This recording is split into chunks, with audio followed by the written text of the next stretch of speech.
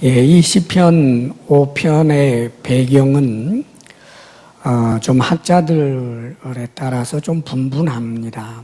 그래서 가장 많은 학자들이 지지하는 것은 압살롬 그 반역 사건이 배경이다. 또 어떤 학자들은 이것은 사울 왕에게 쫓길 때 그런 쓴 시다. 이런저런 이제 분분한 의견들이 있는데, 틀림없는 것은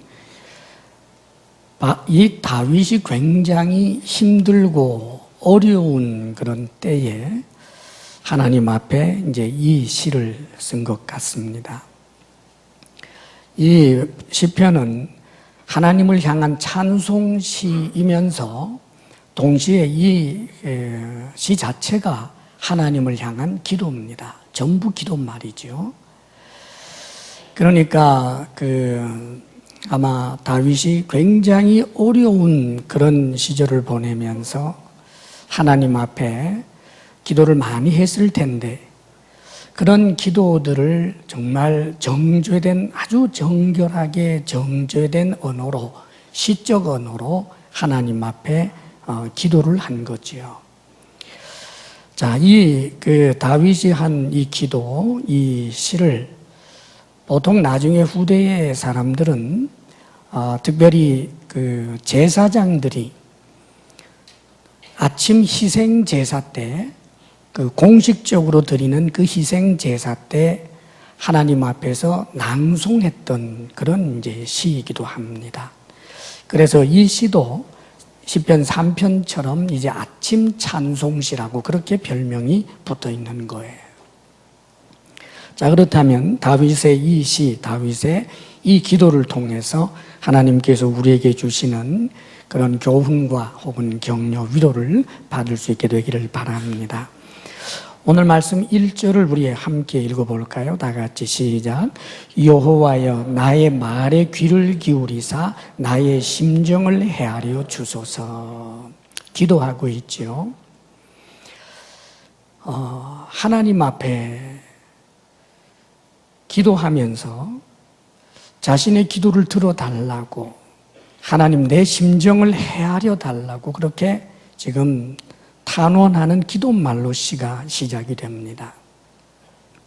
그의 마음이 얼마나 힘들었으면, 너무너무 고통스러운 그런 삶의 정황 가운데 이 마음속에 분노가 일어나고 당황스럽게도 하고 어떤 길은 보이지도 않고 정말 답답한 상처받은 그 심정을 가지고 주님 앞에 나아간 것입니다. 그리고 하나님 제 마음 좀 헤아려 주십시오.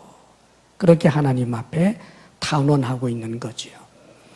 우리가 하나님 앞에 기도한다는 것은 뭘 꾸며서 하는 것이 아닙니다.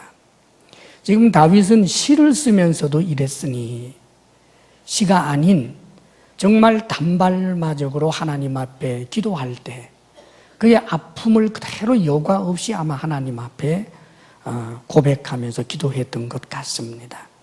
상한 마음을 가지고 주님 앞에 나아가 기도하는 것. 그래서 하나님께서 내 기도를 들어달라고, 지금 삶이 너무너무 절박하니까 그렇게 하나님 앞에 기도로 이 시를 시작하고 있습니다. 그러면서 다윗은 3절에 보게 되면 자신이 지금 기도를 하면서 다시 기도에 대해서 계속해서 결단하는 것을 보게 됩니다. 3절 또 읽어볼까요? 여호와여 아침에 주께서 나의 소리를 들으시리니 아침에 내가 주께 기도하고 바라리이다. 아마 다윗은 아침에 이제 기도하는 그런 습관이 있었을 텐데, 그 아침에 아마 이 시를 또 쓴 것 같아요. 기도 자체가 시 자체가 기도였고, 그러면서 다윗은 아침에 기도하지만 앞으로도 계속해서 아침에 하나님 앞에 기도할 것을 결단하고 있는 모습을 보게 됩니다. 사랑하는 여러분, 아침 정말 하루를 시작하면서 하나님 앞에 기도함으로 시작하는 것은 정말 좋은 습관입니다. 우리 성도들 가운데 그런 좋은 습관이 있는 분들은 그것을 귀한 줄 알고 그 습관을 잘 지켜내기를 바랍니다. 그리고 우리 모든 성도들도 하루를 시작할 때 기도로 하나님 앞에 나아감으로 시작하는, 개인적으로든 모여서든 언제나 기도로 하나님 앞에 나아가는 그런 하루가 되기를 바랍니다. 지금 다윗이 기도를 하고 있는데 왜 기도를 할까? 기도하는 중요한 이유는 자신의 연약함을 알기 때문입니다. 누가 기도할 수 있을까요? 나는 나 자신을 믿어 아무도 믿지 않아. 이런 사람은 기도 못합니다. 자신의 연약함을 알고 자신의 비참함을 알고 자신의 무지함을 아는 사람, 그런 사람이 눈을 들어 하나님을 보며 하나님의 도움을 구하는 것입니다. 다시 말하면 겸손한 사람이 기도할 수 있다는 뜻입니다. 사랑하는 여러분, 우리가 살고 있는 이 세상이 그렇게 만만한 것이 아닙니다. 사실 어떤 이들은 가끔 사람들을 너무 쉽게 보고 하찮게 보고 있지만 수십억이나 되고 있는 수많은 사람들 가운데 실제로 우리가 만만하게 여길 만한 그런 대상은 하나도 없습니다. 다 나만큼은 똑똑하고 다 나만큼은 능력 있는 것입니다. 사랑하는 여러분, 자기가 자기 자신이 대단히 지혜로운 줄 알고 능력 있는 줄 알고 강한 줄 알고 착각해서 그렇지, 우리는 참으로 연약한 존재라는 것을 알고 하나님의 도우심 없이는 내가 한 걸음도 내딛지 못합니다 하는 마음으로 자신의 연약함 때문에 하나님 앞에 무릎걸음으로 나아갈 줄 아는 겸손한 사람들이 되시기를 주의 이름으로 축복합니다. 다윗이 기도를 하면서 하나님 내 기도를 들어주소서, 내 심정을 헤아려 주소서, 그렇게 기도를 하면서 다윗은 하나님이 어떤 분인지를 지금 고백하고 있습니다. 오늘 말씀 4절에서 6절까지 우리 함께 읽어볼까요? 다 같이 시작.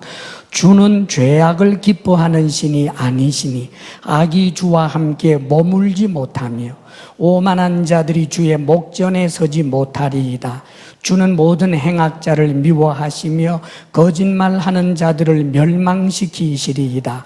여호와께서는 피 흘리기를 즐기는 자와 속이는 자를 싫어하시나이다.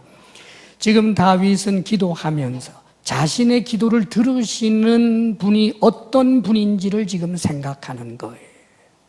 지금 다윗은 자신의 기도를 들으시는 하나님이 선하신 하나님, 죄악을 기뻐하시지 않는 하나님, 그 악을 용납하지 아니하는 하나님이라고 고백하고 있습니다.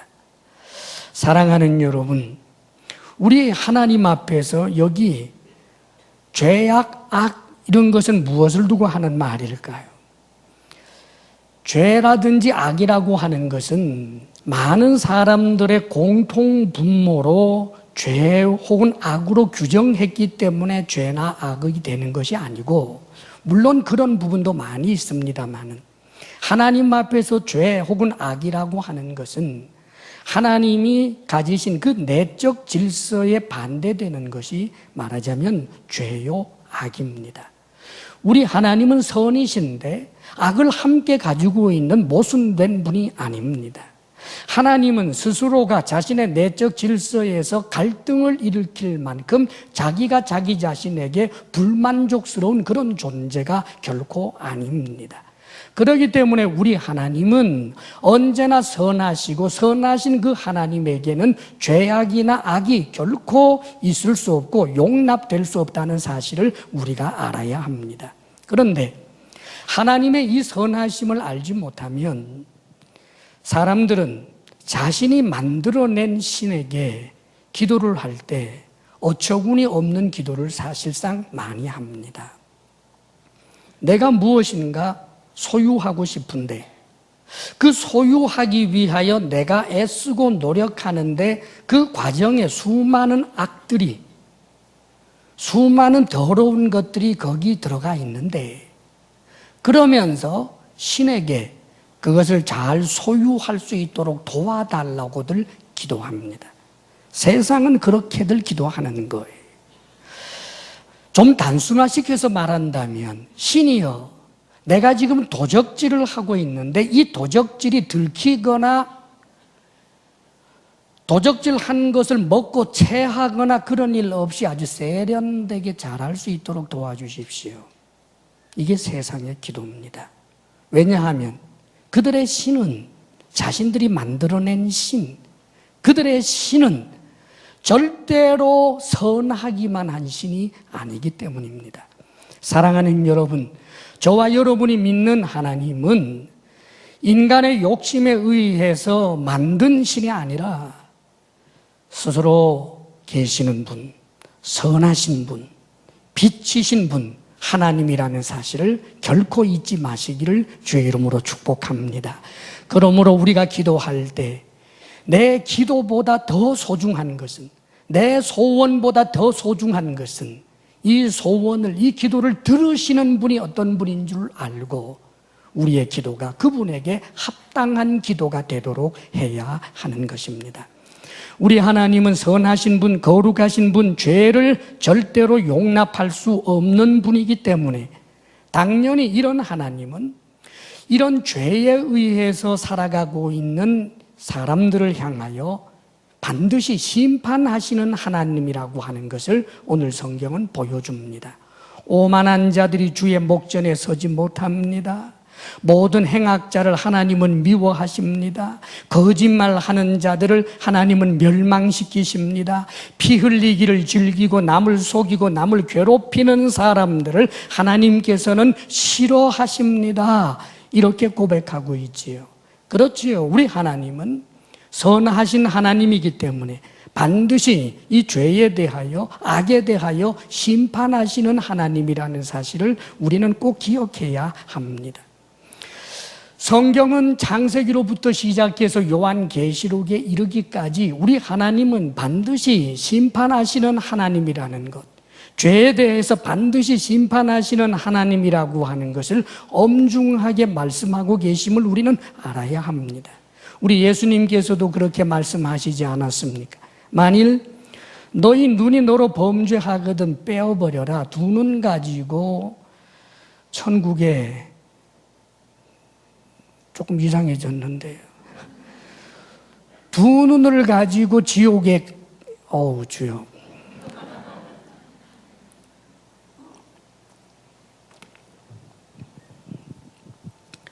두 눈을 가지고 지옥에 가는 것보다 한 눈을 가지고 천국에 가는 것이 더 좋다. 만일 네 오른손이 너로 범죄케 하거든 찍어내버려라. 그래서 두 팔을 가지고 지옥에 가는 것보다 한 팔을 가지고 천국에 가는 것이 더 좋다. 구더기도 죽지 않는, 영원히 꺼지지 않는 지옥 불못에 던져진다. 어떤 경우에도 죄짓지 말아라. 우리 주님께서 이런 말씀을 하시는 이유는 반드시 하나님의 심판이 있다라고 하는 것을 우리 주님께서 명백하게 말씀하셨던 거예요. 자, 그런데 사랑하는 여러분, 분명히 죄에 대해서 이렇게 심판하시는 하나님인데 우리의 삶의 현실 가운데서 하나님의 심판, 하나님의 정의가 항상 임하고 있습니까? 오만한 자들이 주의 목전에 서지 못한다고 하는데 우리가 사는 이 세상 오만한 자들이 얼마나 떵떵거리며 잘 살고 있는지 몰라요. 행악하는 사람들을 미워한다고 했는데 오히려 악한 일을 하는데도 불구하고 마치 하나님이 돕는 것처럼 얼마나 잘 되는지 몰라요. 악한 방법으로 투자하고 악한 방법으로 이것저것 자신이 원하는 것을 얻기 위해서 그렇게 계교를 짜내면 정말 기름칠 잘하는 것처럼 너무너무 잘 돌아가고, 그래서 그가 원하는 대로 잘 되는 것, 우리는 이 세상에서 볼 때가 참 많습니다. 거짓말하는 자들이 멸망한다고 했는데 그 거짓말로 부를 이루기도 하고, 우리가 사는 세상에서는 대단한 권력자라고 하는 이들, 사회적으로 대단한 높은 신분에 있다라고 하는 이들의 말이 정말 다 진실만을 말한다고 생각하는 사람은 아무도 없습니다.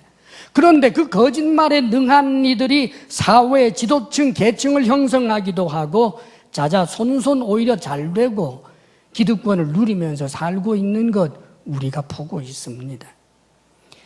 남을 괴롭히면서도 오히려 잘 되는 사람들, 이런 사람을 하나님께서 싫어한다고 했는데 마치 하나님이 사랑하는 것 같고 하나님이 돕는 것처럼 잘 되는 일들 우리는 얼마든지 보고 있습니다.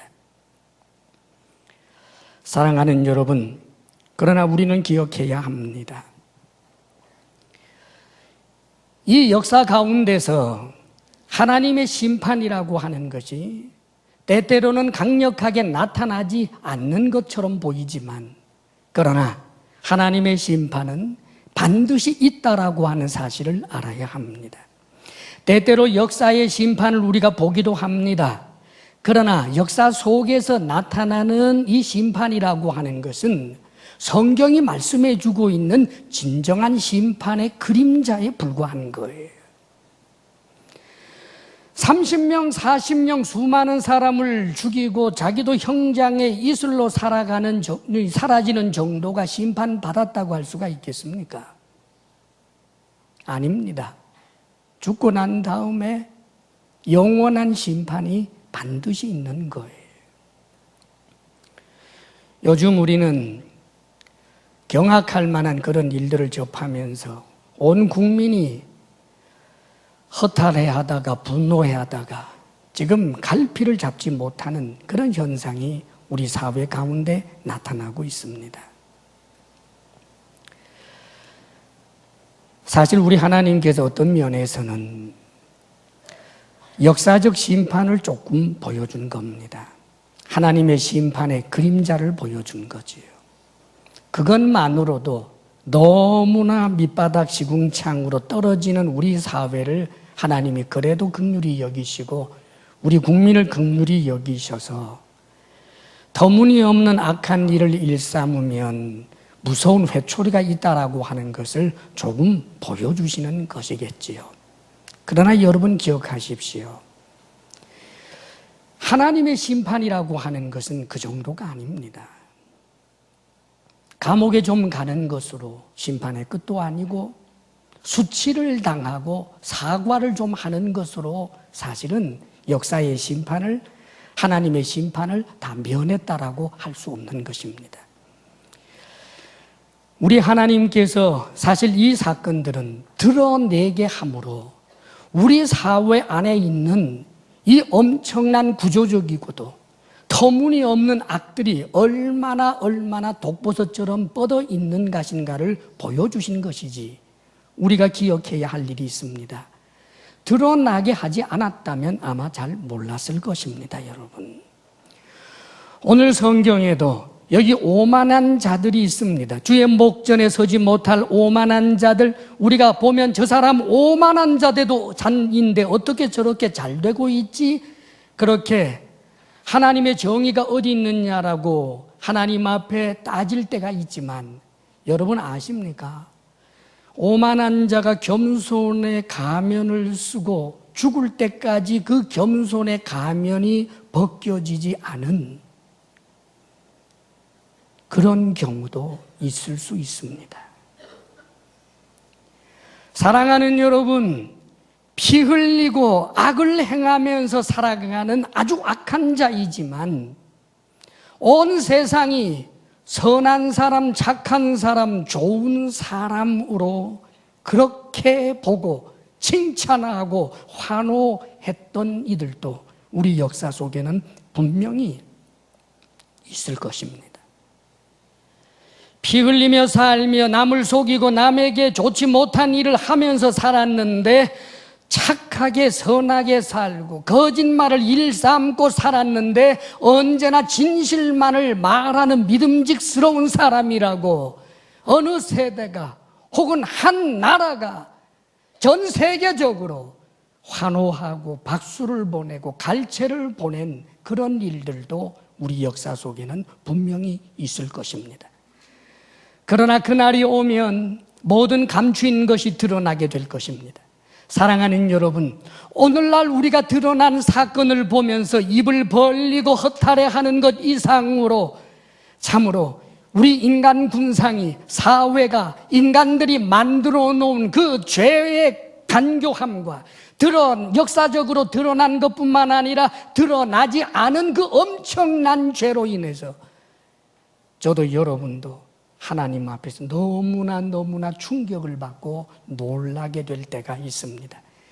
우리가 생각하는 이상으로 인간은 악하고, 우리가 생각하는 이상으로 인간의 구조적 죄악이라고 하는 것은 상상을 초월하고 있기 때문입니다. 사랑하는 여러분, 다 드러난 것 아닙니다. 너무 놀라지 마십시오. 끝장났다고 생각하지 마십시오. 사실 우리는 더욱더 드러나지 않은 그 악한 세상 한복판을 마치 견고한 아스팔트를 딛고 사는 것처럼 그렇게 속고 모르고 살았을 뿐입니다. 사랑하는 여러분, 그날이 오면 인간의 모든 죄악들이 드러나고 참으로 인간이 가진 그 모든 간교함들 앞에서 우리가 놀라면서도 이런 인간을 하나님께서 포기하시고 모조리 쓸어담아 지옥에 쳐넣지 않고 그런 인간들을 구원하여 주신 하나님을 찬양하게 될 것입니다. 사랑하는 여러분, 반드시 하나님의 심판이 있다는 사실을 알고 죄를 무서워하고 또 죄로 인하여 지나치게 낙심하거나 절망하지 않기를 주의 이름으로 축복합니다. 지금 다윗은 자신이 당면한 이 죄가 관영에 있는 어이없는 이런 사회적 정황, 그런 가운데서 그런 놀라운 결단으로 하나님 앞에 이렇게 기도하고 있습니다. 7절 말씀 함께 읽어보겠습니다. 시작. 오직 나는 주의 풍성한 사랑을 힘입어 주의 집에 들어가 주를 경외함으로 성전을 향하여 예배하리이다. 오직 나는 그럽니다. 세상을 보니 힘이 될 만한 것이 하나도 없어요. 세상을 깊이 들여다보면 볼수록 절망하고 낙심할 것밖에 없어요.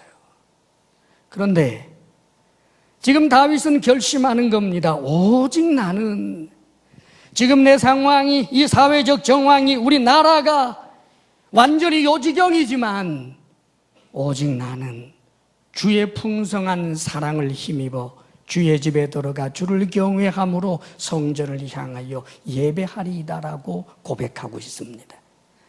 사랑하는 여러분, 지금 다윗은 무엇을 통하여 살아낼 용기와 힘을 얻었습니까?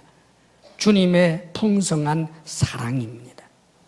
주님의 사랑이 다윗에게 힘이 되었습니다. 죄가 관영한 세상 한복판에서 살아낼 힘, 그 힘이 어디서부터 왔을까요? 주님의 사랑이라고 지금 말하고 있습니다.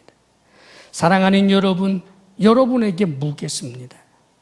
하나님의 사랑이 여러분에게 정말 힘이 됩니까? 하나님의 사랑이 정말 힘이 되느냐고요? 지금 다윗이 하나님의 사랑이 자신에게 힘이 될 수 있었던 이유는 하나님의 사랑을 믿었기 때문입니다. 다윗을 사랑하시는 하나님, 그것을 그가 믿고 있기 때문이지요. 하나님이 나를 사랑한다면 나한테 어떻게 내 아들이 나를 반역하는 일이 있을 수 있어요? 하나님이 나를 사랑한다면 어떻게 내가 믿었던 내 신하들이 전부 나를 배신할 수가 있어요? 하나님이 사랑한다면 내가 어떻게 이렇게 사울에게 메뚜기처럼 쫓겨 다닐 이럴 일이 있을 수 있어요? 하나님의 사랑을 의심했다면 다윗은 아무런 힘도 얻지 못했을 것입니다. 자신의 삶의 정황을 보면서 하나님의 사랑을 부인하는 사람들은, 하나님의 사랑을 인정하지 못하는 사람들은 힘을 얻을 수가 없습니다. 사랑하는 여러분, 여러분은 어떻습니까? 하나님께서 나를 사랑한다고 믿고 계십니까?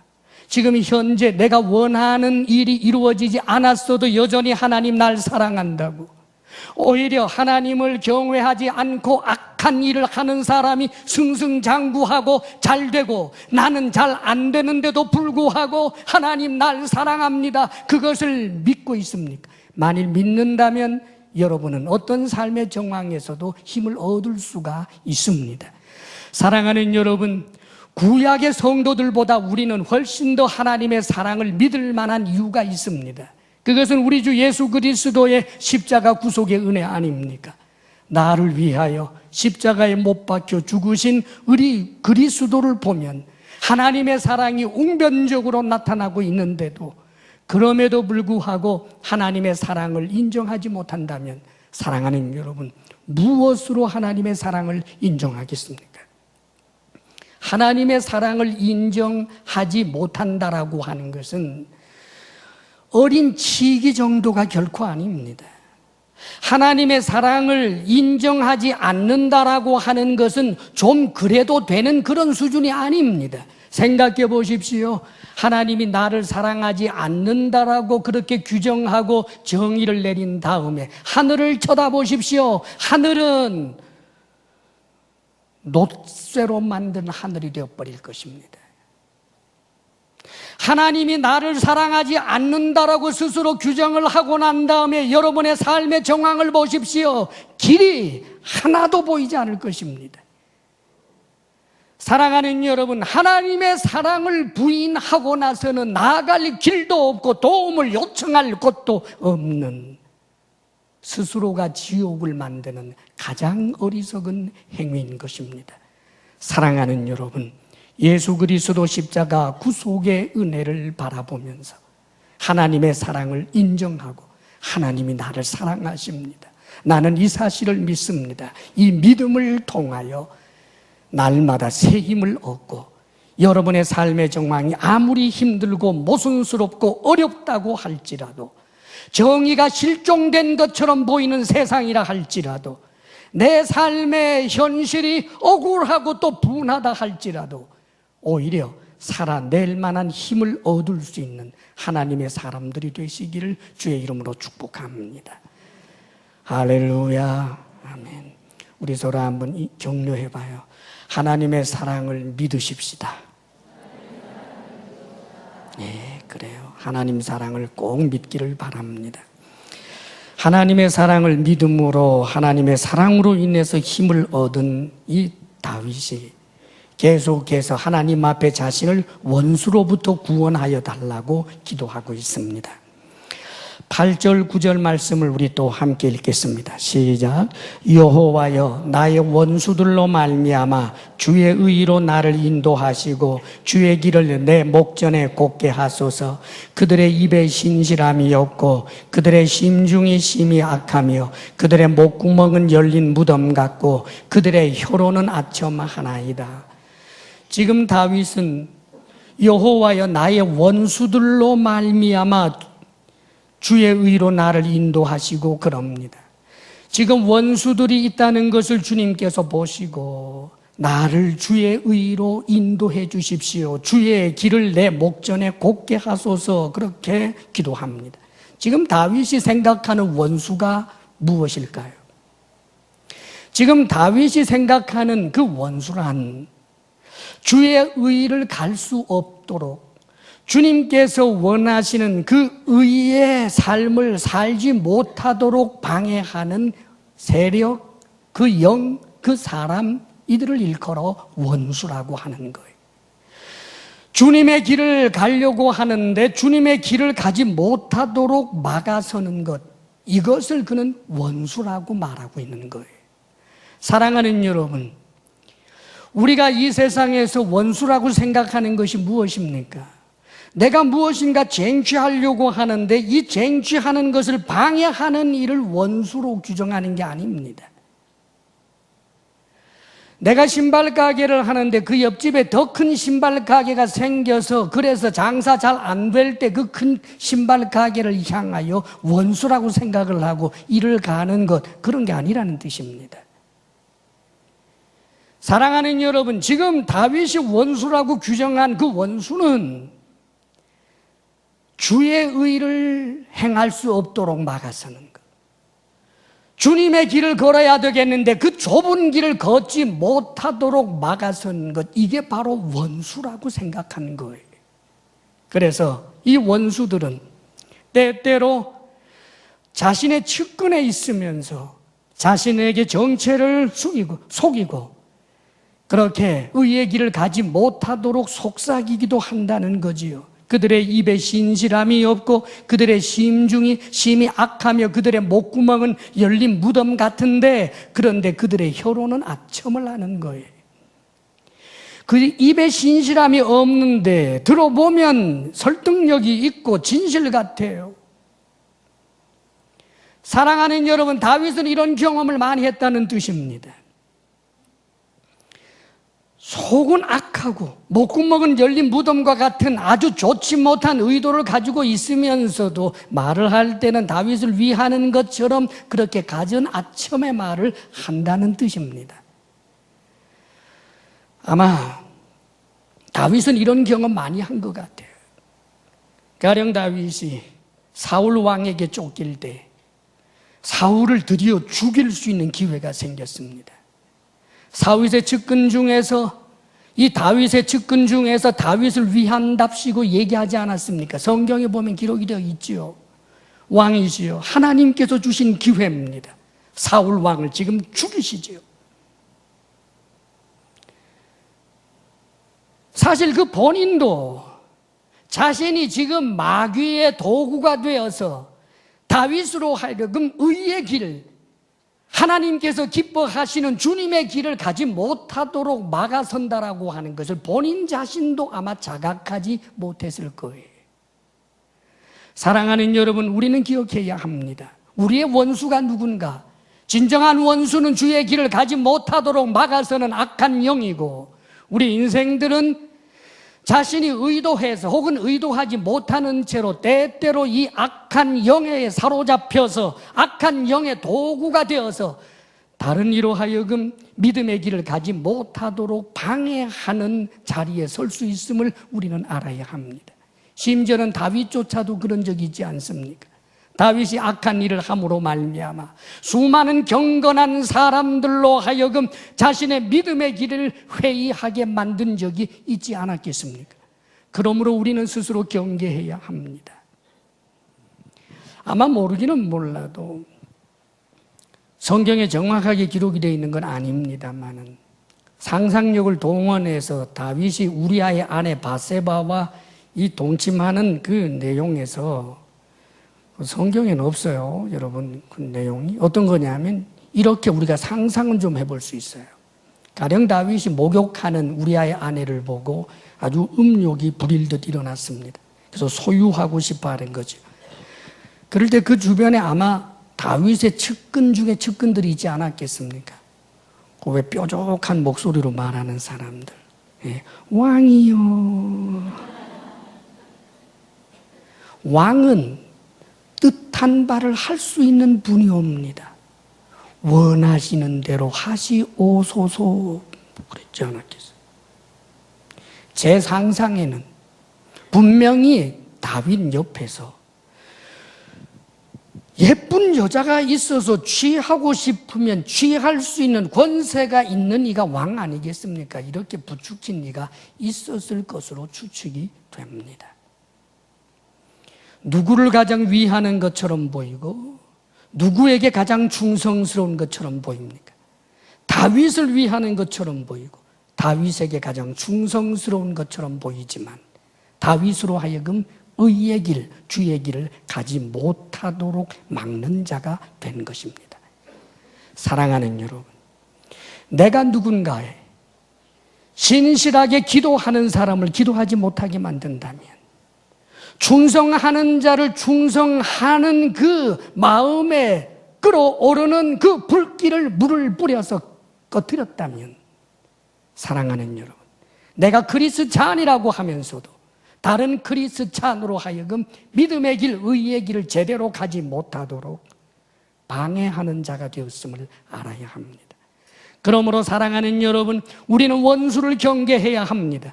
의의 길을 가지 못하게 하는, 믿음의 주의 길을 가지 못하게 하는 그런 악한 영의 그런 세력을 원수로 알고 우리 자신이 스스로 속아서 원수의 도구가 되지 아니하도록 언제나 주님께로 더욱더 나아가야 하는 것입니다. 사랑하는 여러분, 원수의 괴계를 스스로 분별하고 원수와 짝하는 일이 우리의 삶에 단 한순간도 없기를 주의 이름으로 축원합니다. 이런 정황에서 지금 다윗은 자신이 주님께 피한다라고 그렇게 고백하고 있습니다. 11절과 12절 말씀 우리 함께 읽어보겠습니다. 다 같이 시작. 그러나 주께 피하는 모든 사람은 다 기뻐하며 주의 보호로 말미암아 영원히 기뻐 외치고 주의 이름을 사랑하는 자들은 주를 즐거워하리이다.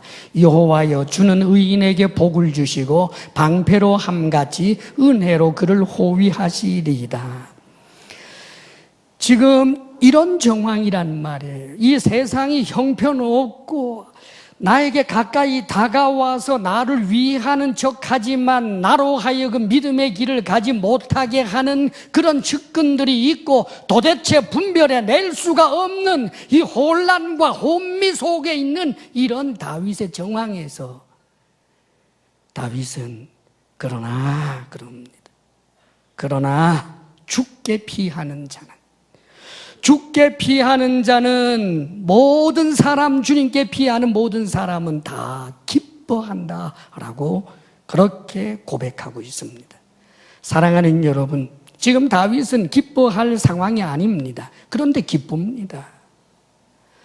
아들의 반역 때문에 슬픈데, 너무너무 슬픈데, 너무너무 고통스러운데 이 고통과 슬픔을 이렇게 젖히면서 놀랍게도 기쁨이 터져 나오는 순간들이 있는 거예요.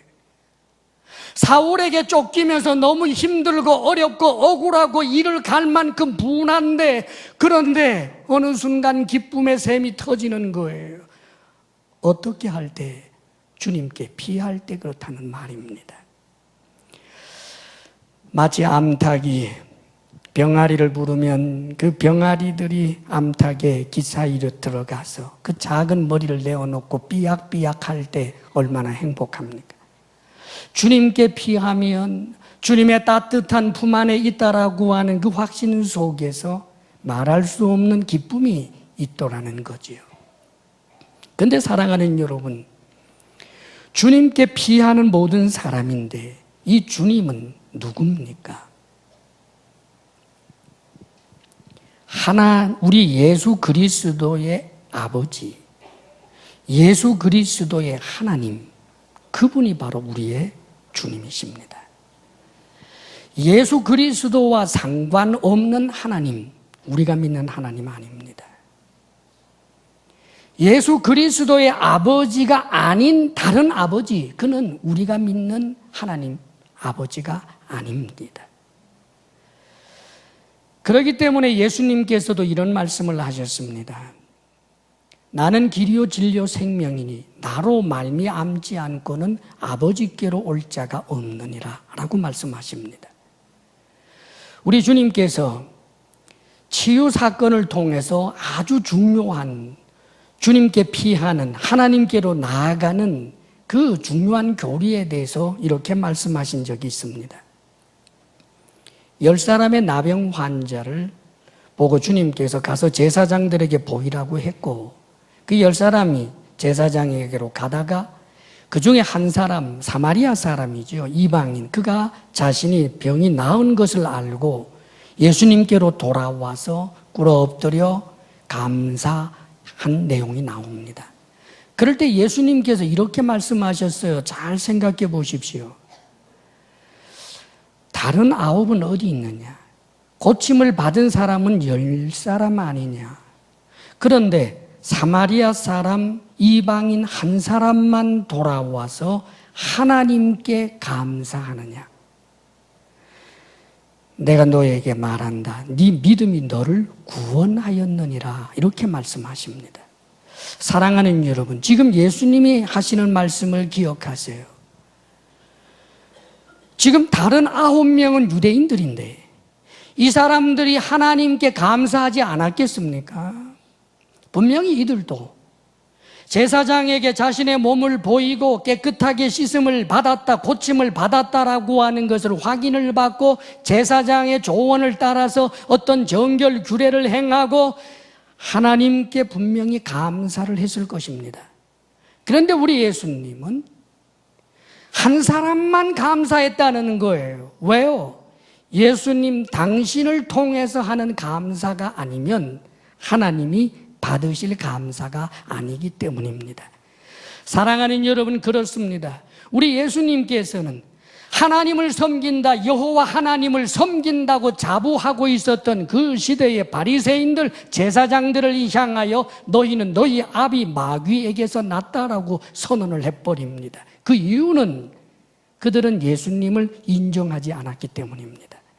사랑하는 여러분, 우리가 하나님께 피할 수 있는 길은 하나님 예수 그리스도를 알지 못하면서 막연하게 주상적으로 알면서 오 하늘이여 나를 도우소서, 이것을 말하는 게 아닙니다. 부처님도 좋고 하나님도 좋고 옥황상제도 좋으니까 나 좀 도와주시오, 이것을 말하는 게 아닙니다. 누가 주님께 피할 수 있는가?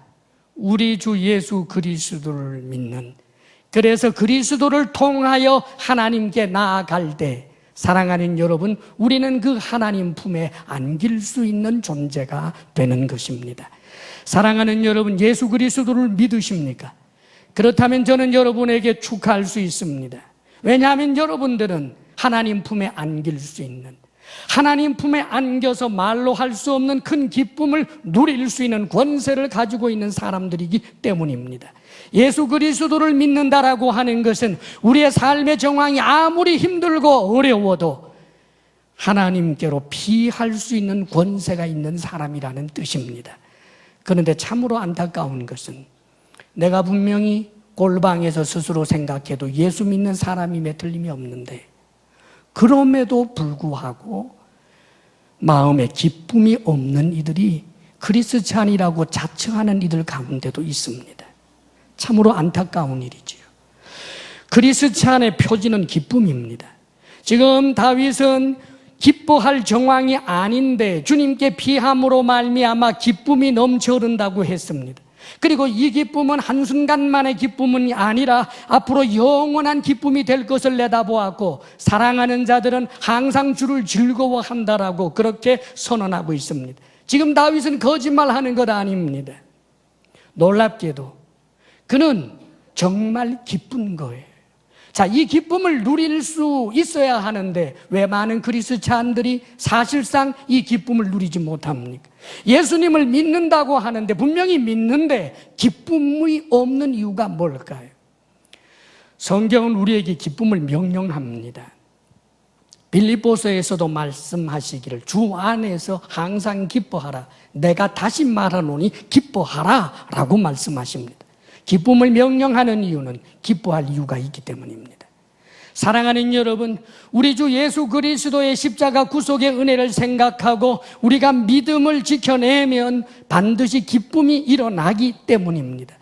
그런데 사랑하는 여러분, 너무나 안타깝게도 믿음이 있는데도 불구하고 기뻐할 수 있는 사람은 그렇게 많지 않은 듯합니다. 왜 그럴까요? 이 믿음을 자신의 삶의 정황에 구체적으로 적용할 줄 모르기 때문입니다. 내가 믿음이 있다라고 해서 예수님을 믿는다고 해서 기계적으로 저절로 기쁜 건 아닙니다, 여러분. 예수님을 믿어도 절망할 수 있고 탄식할 수 있고 분노할 수 있는데 그런 정황에서도 저절로 막 미친 듯이 기쁨이 올라오는 게 아니다, 그 말입니다. 억울한 일이 있으면 그 억울한 일 가운데 내가 믿음을 꺼내서 적용을 할 때 기쁘고, 내가 너무나 힘든 일이 있는데 그 힘든 일 앞에서 내가 믿음을 가지고 적용을 할 때 비로소 기쁨의 샘이 터져나는 것입니다. 성경에는 그런 이야기들을 가르쳐 줍니다. 삶의 홍해의 문제가 일어났습니다. 하나님께서 모세에게 지팡이를 들고 그 홍해를 가리키라고 했습니다. 그런데 언제까지 가리키고 있는가? 그 홍해가 갈라질 때까지 이 지팡이를 가지고 홍해를 가리키는 것입니다. 그렇습니다, 여러분. 역사가 일어날 때까지, 믿음이 능력을 발휘할 때까지 그 믿음을 고집하고 그 믿음을 주장하고 적용하는 것입니다. 사랑하는 여러분, 두 손을 높이 들라고 했지요. 아말렉과의 싸움에서 모세가 두 손을 계속 듭니다. 이게 믿음입니다. 그렇지요. 하나님 앞에 하나님이 도울 것을 끊임없이 믿는 것입니다. 그 믿음을 적용하고 그 믿음을 고집하고 그 믿음을 붙들고 주장하는 것입니다. 사랑하는 여러분, 너무나 많은 그리스찬들이 이 믿음을 너무나 적용할 줄을 모릅니다. 여기 지금 다윗이 이 시를 쓰고 있습니다. 이 시가 뭘까요? 지금 믿음을 적용하고 있는 것입니다. 삶이 너무나 어려우니까 그대로 있다가는 저 삶의 정황 때문에 하나님을 향하여 분노하고 하나님을 향하여서도 저주하고 자기 생일을 스스로 저주하는 자가 될 수 있으니까, 그래서 하나님의 사랑을 믿는다고 고백하고, 내가 하나님께 피하였다고, 하나님이 나를 안아주신다고, 그래서 그 믿음 가운데서 놀랍게도 지금 다윗에게는 이런 기쁨이 일어나게 되었던 것입니다. 다윗의 기도가 무엇입니까? 믿음을 주장하는 것입니다. 사랑하는 여러분, 이 시편을 왜 썼습니까? 믿음을 주장하는 것입니다. 믿음을 여러분들은 혹시 옛날 오래된 빛바랜 그런 사진과 같이 장롱 속에 그렇게 잠궈두고 있는 사람들 혹 없습니까? 믿음을 꺼내십시오. 믿음에 켜켜이 쌓여있는 삶의 정황 때문에 여기에 두려움과 분노와 안타까움과 억울함과 이런 것들이 켜켜이 쌓여있는 이 믿음, 사랑하는 여러분, 닦아내야 합니다. 반짝반짝 빛이 날 때까지 이 믿음을 주장해야 합니다. 하나님은 나를 사랑하십니다. 하나님은 나를 인도하십니다. 하나님께서 승리를 주실 것입니다. 그렇게 믿음을 붙들고 있노라면 이 믿음이 빛을 발하고, 이 믿음이 빛을 발하는 순간 내 속에서는 신비한 기쁨이 일어나고, 이 기쁨은 세상이 어떠하든지 간에 세상과 상관없는 하나님이 주는 이 기쁨, 이렇게 살아낼 수 있는 사람들이 그리스찬인 것입니다. 사랑하는 여러분, 그리스찬의 표지는 기쁨입니다. 그 기쁨은 오직 믿음으로만 누릴 수 있는 것입니다. 믿음을 하나님 앞에 주장하고 보일 수 있기를 바랍니다. 어떤 상황 앞에서도 그 믿음의 깃발을 들기를 바랍니다. 우리가 살고 있는 이 세상, 다윗 시대도 그랬지만 이 시대도 그렇고 앞으로 오고 오는 세대도 그렇습니다. 우리 주님이 재림하여 천국이 이 땅에 임하는 그날까지 악은 여전히 관영하고 억울한 일은 여전히 관영하고 사람의 능력과 힘으로 유토피아를 만들어내지는 못합니다. 그러나 사랑하는 여러분, 우리가 믿음으로 하나님의 사랑을 인정하고 우리가 믿음으로 주님 앞에 피할 줄 알면 우리는 어떤 정황에서도 힘을 얻고 기뻐하며 살아낼 수 있습니다. 하나님을 찬양하며 기쁨으로 살아가는 주의 백성들이 되시기를 주의 이름으로 축원합니다. 기도하겠습니다. 이 시간 간절한 마음으로 주님 앞에 여러분 결단하며 기도하십시오. 여러분이 당하는 일을 여러분만 당하는 억울한 일이라고 생각하지 마십시오. 이 사회를 향하여 맹렬한 적개심과 분노심으로 여러분 자신을 무너뜨리지 마십시오. 드러나지 않았을 뿐 세상은 악한 것입니다. 더욱더 주님의 사랑을 믿고 주님을 의지하시기를 바랍니다. 악한 세상에서 오히려 기뻐하며 세상 사람들이 신비한 기쁨으로 살아가는 빛으로, 소금으로 우리를 인정하도록 그렇게 살아낼 수 있게 되기를 바랍니다. 간절하게 결단하며 기도하십시오. 아버지 하나님, 우리 주 예수 그리스도 우리의 왕, 우리가 믿음으로 우리 주의 왕 되심을 바라보지만 이 세상은 주의 왕됨을 비웃나이다.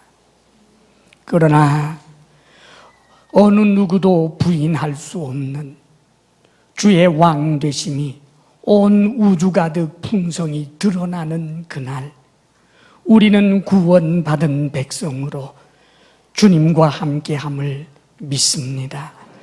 아버지여, 우리의 삶의 정황이 아무리 힘들고 어려워도 이 세상이 하나님의 정의가 사라진 것처럼 보이고 소망이 끊어졌다고 느껴진다 할지라도 오 주여, 아버지 하나님의 사랑을 믿게 하시며 우리로 하여금 어떤 경우에도 기뻐할 만한 살아있는 믿음의 사람 되게 해 주옵소서.